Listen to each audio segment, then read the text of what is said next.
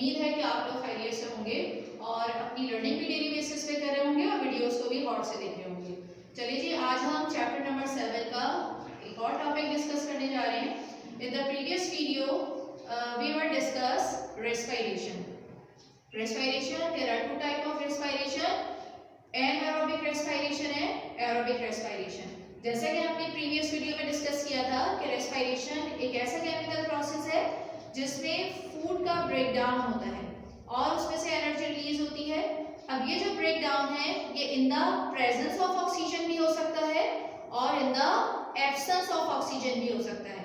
अगर break down food का इन the absence of oxygen होता है तो हम उस रेस्पिरेशन को कहते हैं एनारोबिक रेस्पिरेशन, और अगर ब्रेक डाउन होता है फूड का इन द प्रेजेंस ऑफ ऑक्सीजन तो उस रेस्पिरेशन को हम कहते हैं aerobic respiration.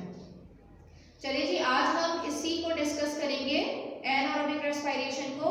It is a type of respiration where food breakdown occurs in the presence of oxygen to release energy.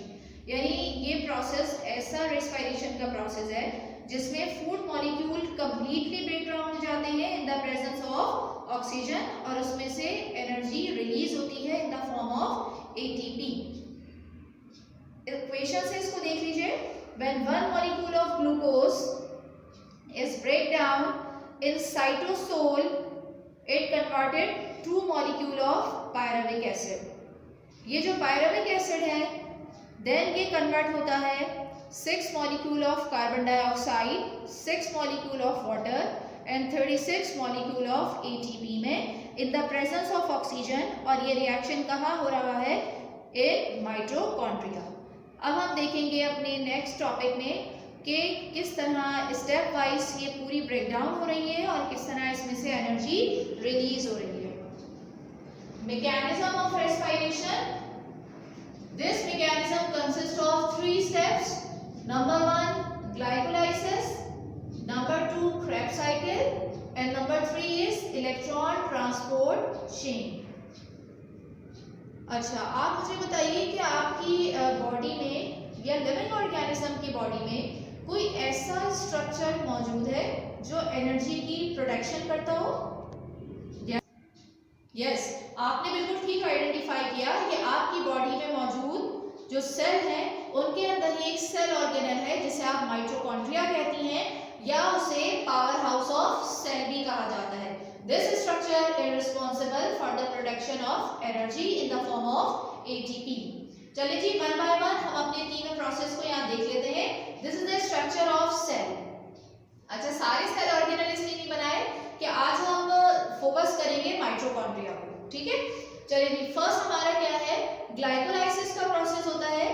Glycolysis क्या है? Glyco means glucose and lysis means breakdown, यानी glucose molecule break down हो रहा है in the absence of oxygen in cytosol and release 2 molecule of ATP.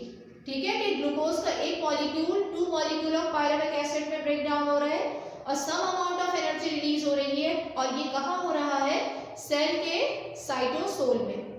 अच्छा जी, अब देखिए यहाँ 2 मॉलिक्यूल ऑफ पायरुविक एसिड बन गए। अब यहाँ आने के बाद अगर ऑक्सीजन इनसफिशिएंट है या ऑक्सीजन नहीं है तो एनारोबिक रेस्पिरेशन का प्रोसेस होगा जो हमने प्रीवियस वीडियो में डिस्कस किया था, जिसके रिजल्ट में या तो लैक्टिक एसिड की प्रोडक्शन होती है या फिर इथाइल अल्कोहल की प्रोडक्शन होती है।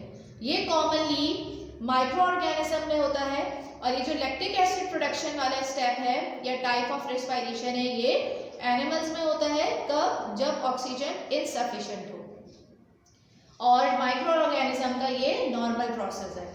चलिए जी, आज हम चूंकि इस टॉपिक को पहले ही डिस्कस कर चुके हैं तो हमारा फोकस होगा एरोबिक रेस्पिरेशन की तरफ। अब ये जो पायरुविक एसिड है इसकी भी ब्रेक डाउन होनी है और इसमें से एनर्जी को रिलीज होना है।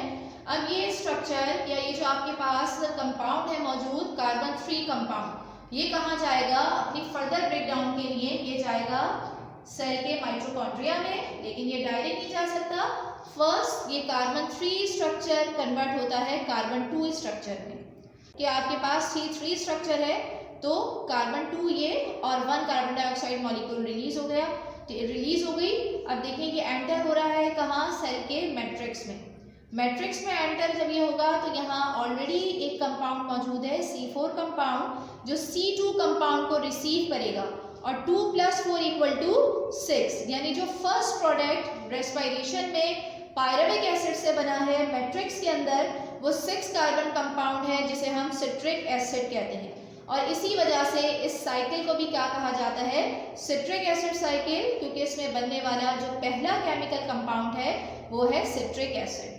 आफ्टर नंबर ऑफ स्टेप, इसमें क्या होगा कि बहुत सारे स्टेप्स होते रहेंगे, केमिकल रिएक्शन होते रहेंगे, और कहीं जो है कार्बन डाइऑक्साइड मॉलिक्यूल रिलीज हो रही होगी, कहीं जो है वाटर मॉलिक्यूल रिलीज हो रहा होगा, कहीं एनर्जी ATP की फॉर्म में रिलीज हो रही होगी, और ये जो कार्बन 6 कंपाउंड है ये कन्वर्ट होते होते जब यहाँ तक पहुँचेगा तो ये दोबारा से कार्बन 4 कंपाउंड रह जाएगा, और फिर साइटोसोल से कार्बन 2 कंपाउंड एंटर होगा, और फिर ये दोबारा क्या बन जाएगा, कार्बन 6 कंपाउंड बन जाएगा, और ये साइकिल इसी तरह से कंटिन्यू रहेगी। कब तक, जब तक इसे C2 कंपाउंड रिसीव होता रहेगा। ठीक है, अच्छा जी। अब इसी के साथ साथ ये काम तो मैट्रिक्स में हो रहा है, माइटोकॉन्ड्रिया के एक और टाइप ऑफ रिएक्शन जिसे हम रेडॉक्स रिएक्शन या ऑक्सीडेशन रिडक्शन रिएक्शन कहते हैं, वो भी कहाँ हो रहा होता है, माइटोकॉन्ड्रिया। आपको पता है ना डबल मेम्ब्रेन है, तो इसकी ये वाली जो फोल्डिंग्स हैं जिन्हें हम क्रिस्टी कहते हैं, यहाँ इलेक्ट्रॉन ट्रांसपोर्ट चेन ये फंक्शन परफॉर्म कर रहे होते हैं, या केमिकल रिएक्शन हो रहे होते हैं। इलेक्ट्रॉन ट्रांसपोर्ट चेन क्या है, देखिए ये अपने नाम से ही समझ में आ रहा है कि यहाँ इलेक्ट्रॉन की ट्रांसपोर्टेशन हो रही है in the form of chain reaction, यानी डिफरेंट केमिकल रिएक्शन हो रहे हैं, जो हमने अपनी प्रीवियस वीडियो में फोटोसिंथेसिस में, अगर आपको याद हो तो हमने डिस्कस किया था कि किस तरह से इलेक्ट्रॉन जो है वो अपनी हायर स्टेट से लोअर की तरफ और लोअर की तरफ आते रहते हैं, और एनर्जी हर स्टेप में रिलीज होती है। वो जो एनर्जी रिलीज होती रहती है वो बॉन्ड की फॉर्म में स्टोर हो जाती है। यहाँ भी यही हो रहा है कि जो NADPH2 और FADH2 ये डिफरेंट आपके पास कोफैक्टर्स हैं, ये यहाँ मौजूद है। कोफैक्टर या हम इसे कोएंजाइम भी कहते हैं, लेकिन यहाँ ये एनर्जी कैरियर मॉलिक्यूल के तौर पे वर्क कर रहे हैं, और आफ्टर ऑक्सीडेशन ये अपनी एनर्जी ट्रांसफर कर देते हैं ATP को, यानी at the end electron transport chain के रिजल्ट में हमें क्या मिलता है, नंबर ऑफ ATP मॉलिक्यूल मिलते हैं। तो आई होप कि आपको इसके हर स्टेप अच्छी तरह समझ में आ गया होगा कि किस तरीके से ग्लूकोज मॉलिक्यूल का ब्रेकडाउन हो रहा है 2 मॉलिक्यूल ऑफ पायरुविक एसिड, फिर किस तरह जो 2 पायरुविक एसिड मॉलिक्यूल है वो कन्वर्ट हो रहा है C2 कंपाउंड में, देन एंटर हो रहा है क्रेब्स साइकिल में। आफ्टर नंबर ऑफ रिएक्शन ये कहाँ पहुंच जाता है, ये C4 कंपाउंड में दोबारा से कन्वर्ट हो जाता है, और हर स्टेप में डिफरेंट मॉलिक्यूल्स रिलीज होते हुए हमें नजर आ रहे हैं। अच्छा, अब देखें कि किस तरीके से इसमें पूरी बैलेंसिंग है। आप देख रहे हैं कि ग्लूकोज जो है वो 6 कार्बन कंपाउंड है, और पायरुविक एसिड 3 कार्बन कंपाउंड है। यहाँ देख लें कि जब ये 1 मॉलिक्यूल इसमें एंटर हो रहा है तो 1 carbon dioxide, 2 carbon dioxide and 3 carbon dioxide, यानी कि एक पायरुविक एसिड का जो मॉलिक्यूल है वो 3 कार्बन डाइऑक्साइड के मॉलिक्यूल को रिलीज करेगा, तो 2 पायरुविक एसिड के मॉलिक्यूल जो है वो 6 मॉलिक्यूल ऑफ कार्बन डाइऑक्साइड को रिलीज करेंगे। बिल्कुल इसी तरीके से वाटर के भी 6 मॉलिक्यूल जो है वो रिलीज होंगे, और सारी रिएक्शन होने के बाद बिल्कुल जब रेस्पिरेशन का प्रोसेस एंड होगा तो रिजल्ट में हमें क्या मिलेगा, 36 मॉलिक्यूल ऑफ ATP। ठीक है, आपको समझ में आ गया कि किस तरह से 6 molecule of carbon dioxide, 6 molecule of water release हुए, और 36 मॉलिक्यूल ऑफ ATP की फॉर्मेशन हुई। अच्छा, अब ये तो आपके पास मैकेनिज्म कंप्लीट हो गया रेस्पिरेशन का, ATP की फॉर्मेशन हो गई। अब इस ATP को देखिए हम यूटिलाइज कहाँ करते हैं। जैसा कि हम जानते हैं कि हमारी जो लिविंग ऑर्गेनिज्म की बॉडी है वो एनर्जी को ATP की फॉर्म में स्टोर भी करती है, ट्रांसफ़र भी करती है और यूज़ भी करती है। तो यहाँ हम डिफरेंट यूज़ इसके डिस्कस कर रहे हैं कि आप जानती हैं कि नर्व इम्पल्स क्या होती है, यानी न्यूरॉन जो है उनकी जो कम्युनिकेशन है वो इन the form of electrical signal pass करते हैं मैसेजेस को, और ये जो मैसेजेस पास हो रहे होते हैं इनके लिए एनर्जी की रिक्वायरमेंट है, जो ATP की वजह से ये सारे के सारे सिग्नल्स कैरी होते हैं। अच्छा, नेक्स्ट हमारे पास है synthesis of molecule, like amino acids या प्रोटीन है, फैट्स हैं, जितनी भी चाहे माइक्रो मॉलिक्यूल की फॉर्मेशन हो या मैक्रो मॉलिक्यूल की फॉर्मेशन, एनर्जी की रिक्वायरमेंट है जो ATP से फुलफिल होती है। इसी तरह देखें आप छोटे से बड़े हो रहे हैं, आपकी मुस्तकिल ग्रोथ हो रही है, तो ग्रोथ के लिए भी एनर्जी रिक्वायरमेंट है और वो रिक्वायरमेंट एटीपी की फॉर्म से फुलफिल होती है या पूरी होती है।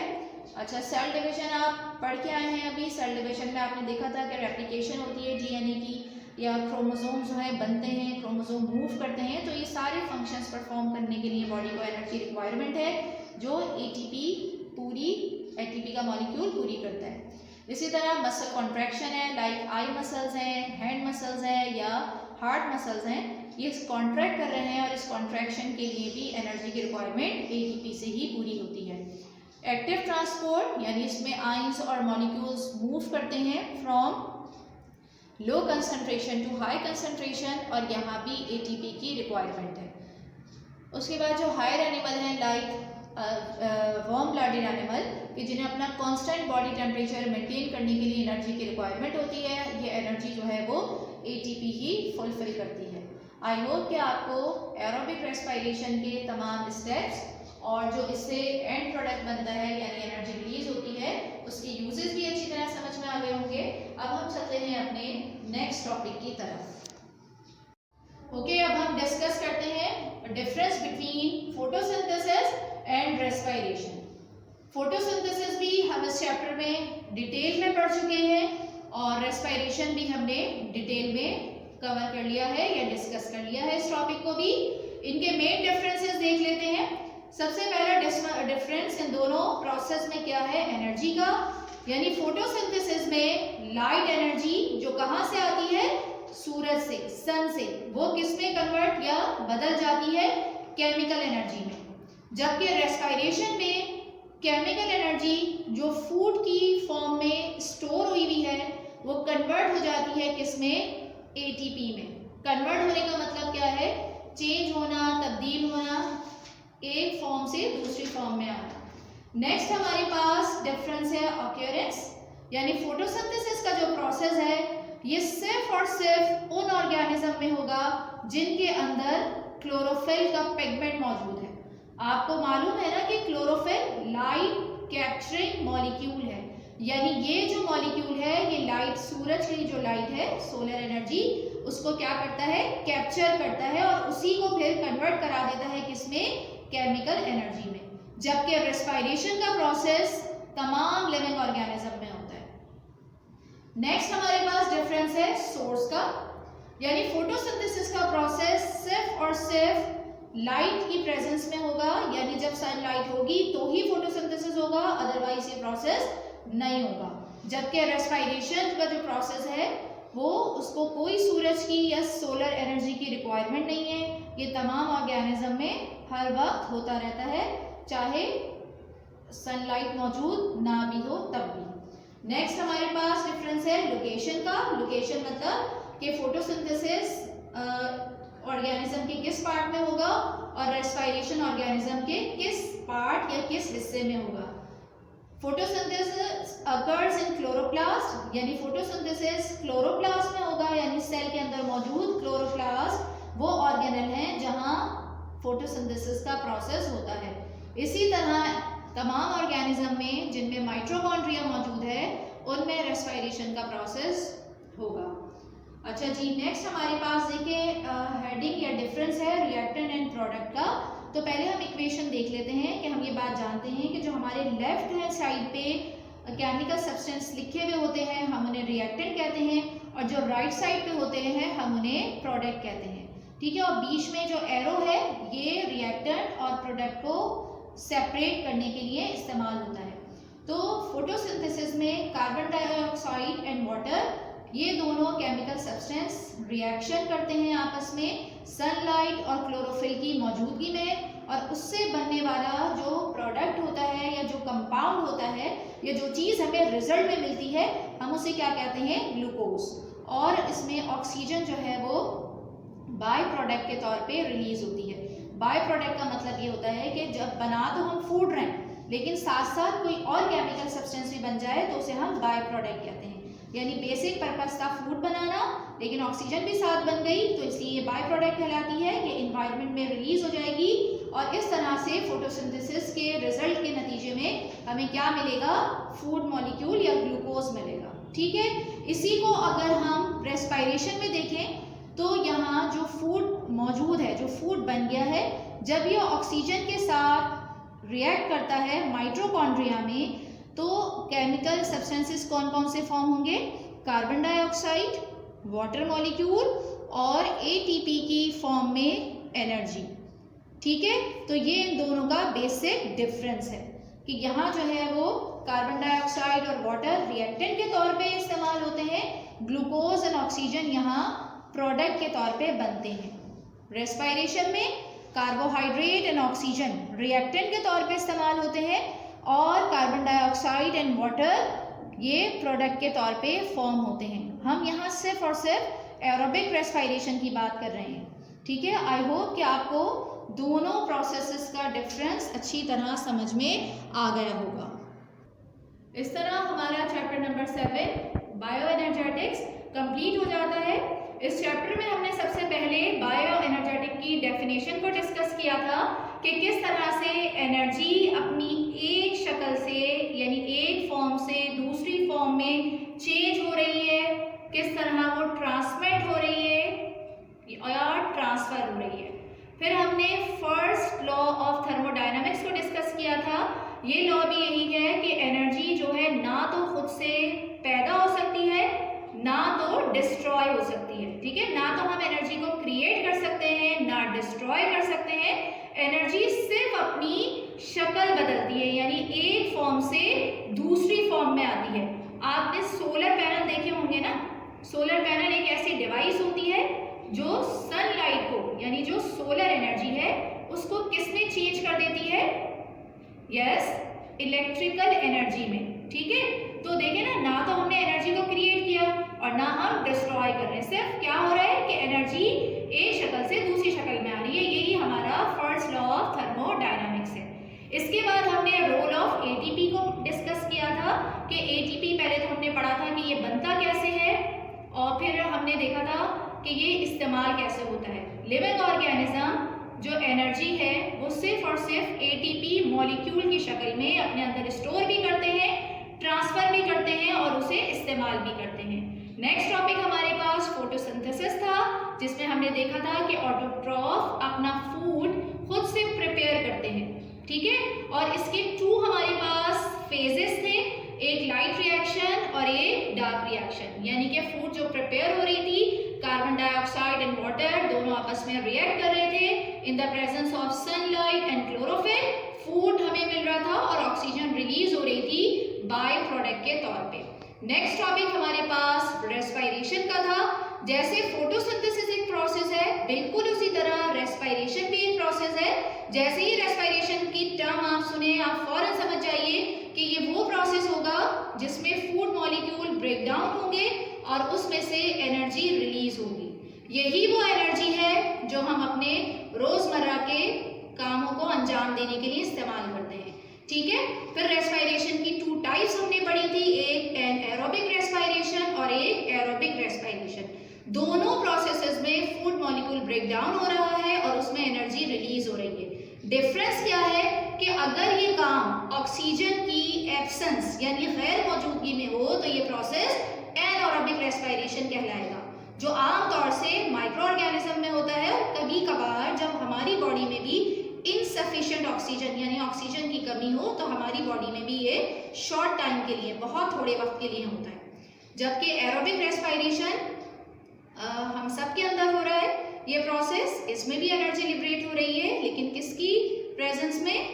वेरी गुड, ऑक्सीजन की प्रेजेंस में। ठीक है, आई होप कि आपको ये पूरा चैप्टर अच्छी तरह से समझ में आ गया होगा। इंशाल्लाह नेक्स्ट वीडियो तक अल्लाह हाफिज।